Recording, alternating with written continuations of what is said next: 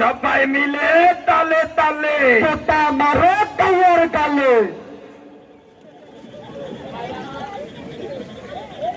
কেমন আছে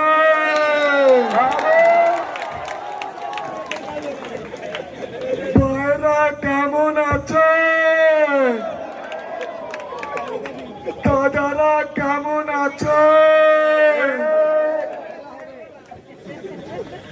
লোডশেডিং কি আছে?